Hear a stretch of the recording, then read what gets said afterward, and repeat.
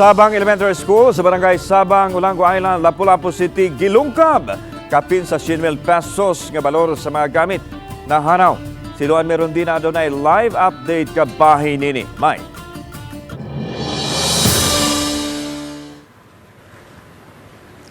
Lan may mga CCTV camera unta ang maong tunghaan apan pulos kini under repair. Hinungdan nga way nahipos nga mga footage nga unta makahatag og giya sa kapulisan sa pag-ila sa mga responsable.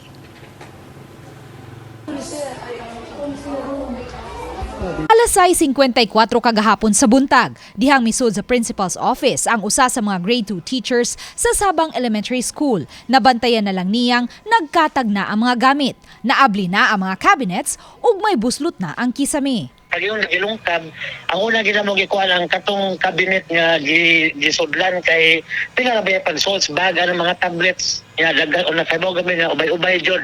Pagkuan na dito sa kuan sa property custodian nga pag inventory na amo na kuan nga duha ra pugid sa lang gikuha. Lakip sa posibleng nahitabo nga gisud sa mga kawatan ang duha ka mga classrooms kay nawad na og duha ka blade ang mga bintana.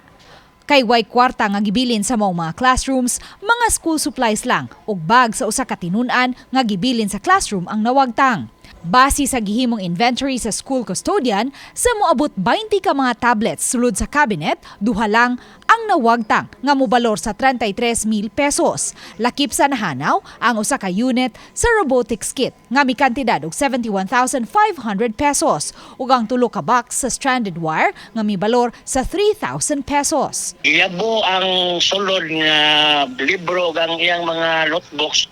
Ang baga mo ay kanang gikuha niya mo to amo na pong na kuan sa mga una nga basig mo tong bag ang gisuldan sa mga kinawat nga mga items. Mato ni Police Lieutenant Colonel Christian Torres, spokesperson sa Lapu-Lapu City Police Office, nga gawas nga walay gwardya matagabi ang tunghaan. Sa yung rausab sakon ang kisami sa principal's office. Ang tabo mo god ang eskwelahan, ang ilang kisami is walay makasakara ang unay gusto mo kawat gyud sa lugar, makasakara gikan sa gawas. Then after na sila sa kisame, pwede na sila mabuslot. Muna initabuan ng classroom mga gibutangan sa mga kaning mga gadget. Hinoon matod ni Torres, gi-profile na karon sa mga sakop sa Police Station 1 ang records sa mga mulupyo sa dapit nga nalambigit na kaniadto sa mga pagpanglungkab. Nalantay ang mga person of interest nga gipangtan-aw.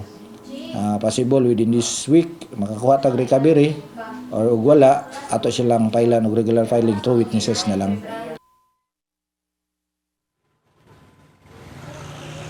Lan subay sa mong hitabo, gipaniguro karon sa principal sa mong tunghaan nga mapaayom-ayom na ang ilahang mga CCTV camera. Samtang gisugyot usab sa Lapu-Lapu City Police ngadto sa school administrator nga unta mabutangan gayud og watchman matagabi ang maong tunghaan.